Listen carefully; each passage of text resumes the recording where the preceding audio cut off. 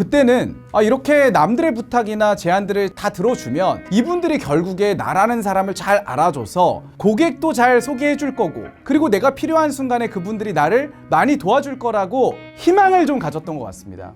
그런데 역시나 저의 희망은 무참히 깨지게 되었고요. 돌이켜서 보면 결국에 고객을 밀도 있게 이해하려고 했던 그 시간이 나중에 제 모든 성장을 만들어 주더라고요.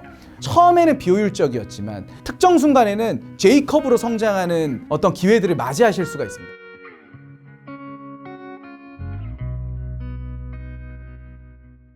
사업을 하다 보면 사실 좋은 일도 많이 있고요, 어려운 일도 많이 있습니다. 그리고 극복하지 못할 것 같은 순간들도 있고, 또 극복하지 못할 것 같았는데 극복이 잘 되는 순간들도 많이 있습니다. 이제 그럴 때마다 열심히 부딪히면서 성장이라는 걸 하게 되는데요. 제가 그 과정들을 겪으면서 과거에 이거 안 했으면 더 크게 성장할 수도 있었을 텐데, 그리고 시간 낭비를 안 할 수도 있었을 텐데 하는 여러 가지 일화들이 있습니다. 오늘은 제가 사업을 하면서 했었던 실수들, 그래서 다시 돌아간다면 그거 하지 말았어야지 하는 이야기들을 좀 들려드리겠습니다. 제가 고등학교 3학년 때 좀 집이 어려웠습니다. 그래서 저희 집이 보증을 좀 잘못 써가지고 집도 경매에 넘어간 적도 있었고 굉장히 좀 어려운 생활을 좀 살았었는데요. 그러다 보니까 좀 큰 돈을 벌려면 무엇을 해야 될까 생각을 좀 했는데 2008년도에 서울대학교에 입학하는 순간부터 사업을 해야 되겠다. 그래서 경제적인 문제들을 해결을 하고 가족들의 빚도 갚고요, 저도 좀 편안한 생활을 했으면 좋겠다, 그런 꿈들을 좀 꿨었습니다. 그러다가 이제 제대하는 동시에 이제 스트라이프스라는 온라인 맞춤 셔츠 서비스 회사의 창업 멤버로 참여를 하면서 사업을 시작을 할 수 있게 되었습니다. 제가 2013년도에 스트라이프스의 창업 멤버로 합류하면서 이제 했던 실수들이 좀 많이 있습니다. 너무 많아가지고 이거 뭐부터 얘기해야 될지 잘 모르겠는데요. 그래도 그 중에 하나를 좀 먼저 말씀을 드려보면, 예전에 저는 네트워킹을 열심히 하면 사업이 잘 될 거라고 생각을 했습니다. 그래서 저는 당연히 네트워크 행사에 열심히 참여를 했죠. 또 한 번 하면 제대로 하는 사람이기 때문에 그런 스타트업 네트워킹 행사만 참여한 게 아니라 뭐 와인 파티라던가 요트 파티라던가 몇 별 파티를 다 참여를 했습니다. 명함만 거의 2,000개, 3,000개를 순식간에 모을 정도로 굉장히 많은 사람들을 만났죠. 그래서 저는 이제 내가 이렇게 좋은 사람들을 많이 아니까 나는 내 사업을 잘 성공시킬 수 있을 거야 라는 좀 기대에 부풀었습니다. 그런데 그렇게 명함에 있는 한 2-3천 명의 사람들이 제 사업에 그렇게 큰 도움이 되지 않더라고요. 그러니까 제 성장하는 데도 큰 도움이 되지 않았다라는 사실을 나중에 깨닫고 나니까 좀 허탈했습니다. 그래서 좀 곰곰이 생각을 해보니까 내가 아무리 네트워킹 파티에서 좋은 사람들을 만나도 내 수준 자체가 아직 그 사람들하고 어울릴 만한 수준이 아니기 때문에 좋은 말을 들어도 그게 좋은 말인지 몰랐던 거예요. 그게 이제 첫 번째로 제 수준이 안 돼서 좀 도움을 받지 못했던 부분이 있었던 것 같고요. 그리고 두 번째로는 굉장히 많은 사람들을 만나다 보니까 시간을 많이 쓰지 않겠습니까? 당연히. 근데 사실 생각해 보시면 사업이라는 것은 내 제품과 상품을 제대로 만들어서 내 고객들의 만족도를 극대화하는 것에서 성공 요인이 갈리는 건데, 내가 내 제품과 상품에 집중하지 않고 남들과 어울리는 데 시간을 다 쓴 거예요. 그러니까 내 제품이 뭐 좋았겠습니까? 그래서 저는 네트워킹이라는 게 일단 내 수준이 높아져 있어야지만 의미가 있지 않을까라는 생각을 첫 번째로 하게 되었고요. 두 번째로는 내 제품의 경쟁력이 확실히 있을 때, 그리고 내 능력이 확고했을 때 네트워킹을 통해서 제대로 된 시너지를 발휘하는 것이지, 단순히 내가 많은 사람들을 안다고 해서 사업이 잘 된다라는 것은 아니다라는 사실을 좀 명확하게 깨달았습니다. 그래서 제가 그 사실을 스트라이프스 때 깨닫고 나서 우리 제품을 어떻게 제대로 만들 것입니까? 그리고 우리 온라인 맞춤 셔츠를 얼마나 많은 사람들에게 어떻게 잘 알릴 수 있을까? 얼마나 어떻게 잘 판매할 수 있을까를 더 많이 고민을 했던 것 같아요. 오히려 그렇게 성과가 나고 내 실력이 성장을 하니까 그때서야 사람들이 저에게 먼저 찾아오게 되더라고요. 먼저 조언을 구하고, 그리고 먼저 다가와서 사업적인 시너지를 내자고 제안을 받게 되었었습니다. 그냥 결국에 사업이라는 것은 내가 내 업을 잘 하는 게 최고구나. 그럼 네트워킹이라는 것은 자연스럽게 만들어지는 거구나. 이거를 좀 배우게 되었었습니다. 그래서 저는 네트워킹을 꼭 가시려면 어떤 성과라는 걸 냈던 사업가나 투자자분들이 있는 그런 네트워킹에서 좀 참여를 해보시면 도움이 되실 것 같습니다. 다만 그분들 입장에서 여러분들이 뭐 그렇게 대단하게 중요한 사람은 또 아닐 수 있기 때문에 대단한 전략적 시너지를 바라지는 마시고요. 그냥 그분들의 어떤 말 한마디를 통한 인사이트를 얻는다라는 취지로 한번 참여해 보시면 좋을 것 같습니다. 그 사업을 하다 보면 그리고 사회생활을 하다 보면 굉장히 많은 부탁이나 제안들을 받지 않겠습니까? 만나다 보면 왠지 좀 친해진 것 같기도 하고 또 이분이 나중에 어떻게 나한테 도움이 될지 모르기 때문에 웬만한 부탁들을 전 다 들어줬었습니다. 근데 문제는 제가 그런 부탁이나 제안들을 거절하지 못하면서 너무 많은 시간들을 그런 부탁이나 제안들을 검토하는데 썼다라는 것입니다. 실제로 어떤 사례가 있었냐면요. 제가 정말 그래도 뭐 좋아하는 지인분이 있었습니다. 근데 지인분이 이 근린생활 시설을 경매로 낙찰을 받아서 상가라고 하면 좀 이해하시기 편하실 것 같아요. 그 상가를 매각하는 프로젝트를 좀 진행하고 싶으셨어요. 근데 제가 아무래도 호텔 사업을 하다 보니까 이런 검토들을 좀 해주면 좋겠다 하는 부탁들을 좀 했었습니다. 그래서 저는 좀 그래도 부탁을 잘 거절하는 편인데 그때 당시에 이분이 하도 부탁을 하니까 제가 그 상가들을 굉장히 많이 검토를 해줬었습니다. 그런데 문제는 뭐냐면 저는 이제 제 사업을 성장을 시켜야 되는데 호텔 경매 물건을 검토하는 게 아니라 그분의 상가를 검토하는데 제 하루의 절반을 쓰고 있는 모습을 발견하게 되었었습니다. 물론 좋은 경매 물건을 좀 추천을 드리게 되었고요. 그분도 또 좋은 성과를 내시기는 했지만 그분의 성과와 제 성과는 완전히 다르기 때문에 저는 남의 성과를 위해서 제 시간을 좀 많이 희생을 했던 실수를 하지 않았나. 그때는 이렇게 남들의 부탁이나 제안들을 다 들어주면 이분들이 결국에 나라는 사람을 잘 알아줘서 고객도 잘 소개해 줄 거고 그리고 내가 필요한 순간에 그분들이 나를 많이 도와줄 거라고 희망을 좀 가졌던 것 같습니다. 그런데 역시나 저의 희망은 무참히 깨지게 되었고요. 그래서 제가 좀 느낀 게 결국에 남들의 어떤 부탁들을 계속 들어주기보다는 내가 정말 중요한 부탁들 그리고 나와 미래에 함께 뭔가 제대로 그림을 그릴 수 있는 분들의 부탁을 차라리 제대로 들어주고 나머지는 잘 거절하는 게 중요하다라는 사실을 좀 배웠어요. 그래야지만 나만의 시간이 생기고 나만의 시간이 생겨야 내 고객들을 위한 제품과 상품을 만들어내고 영업을 하고 돈을 벌고 다시 재투자를 통해서 마케팅을 하고 또 다시 한번 나는 제품과 상품을 R&D를 통해서 업그레이드 시키고 이 과정들이 되게 중요하다는 사실을 저는 나중에 좀 배우게 되었었습니다. 그래서 여러분들도 모든 부탁이나 제안들을 다 오케이 하지 마시고요. 결국에 여러분들이 잘 회사를 성장시켜 놓으면 결국에 힘이 생길 거고요. 힘이 생긴 다음에 부탁을 들어주는 것도 늦지 않으니까요. 일단 힘을 먼저 기르시는 게 좋지 않을까 저는 그런 생각을 합니다. 사람을 채용하면 내가 지금 해결 못하는 문제를 해결해 줄 수 있을 거라는 상상을 했던 것입니다. 근데 제가 정말 많은 분들을 채용을 하고 제가 문제를 겪을 때마다 좋은 분들을 영입을 해서 이 문제를 해결해 달라고 요청을 했었는데 근데 그게 실제로 그렇게까지 효과가 있던 적이 많이 없었습니다. 언제 그러면 효과가 있었고 언제 효과가 없었냐면 제가 전체판을 이해하고 그 문제의 본질을 이해했을 때는 사람을 채용해서 그 문제를 해결할 수 있었고요. 제가 이 문제의 본질을 꿰뚫지 못하고 이거 누가 해결해 줬으면 좋겠다 했을 때 왠지 해결해 줄 것 같은 사람을 채용을 하면 다 실패했던 것 같습니다. 그러면 여러분들 사람은 언제 뽑아야 될까요? 저희 더유식이라는 회사는 현재 본사 인원만 100명이 넘는 인원들이 있는데요.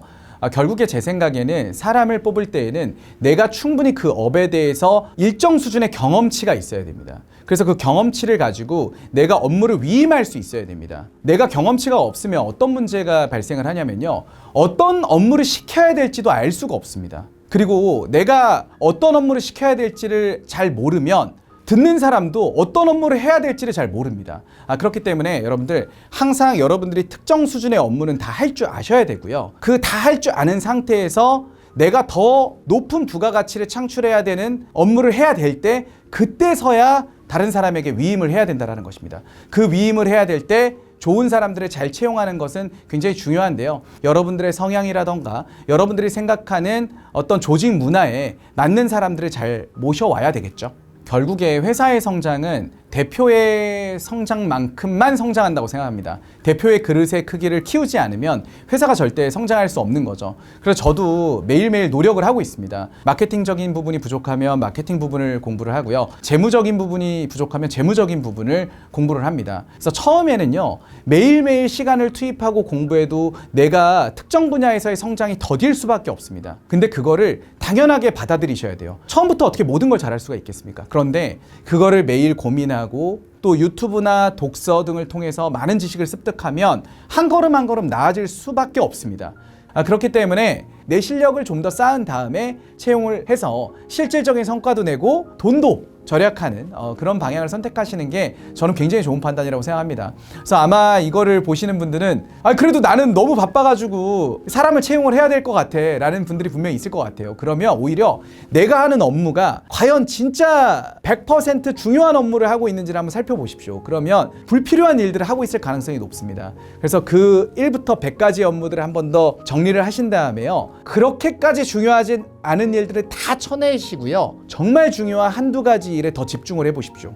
그렇게 해서 시간을 아껴서 내가 부족한 어떤 역량을 공부와 학습을 통해서 성장을 시키고 그 다음에 준비가 됐을 때 사람을 채용하는 게 저는 좋은 선택이라고 생각합니다. 그래서 너무 빠르게 가려고 하지 마십시오. 아니 1년 만에 성공하면 뭐합니까? 10년 안에 성공해도 성공하기만 하면 되는 거 아니겠습니까? 그래서 여러분들 조금 더 천천히 긴 호흡으로 좀 사업을 접근하시면 어떨까? 저는 그런 생각을 합니다.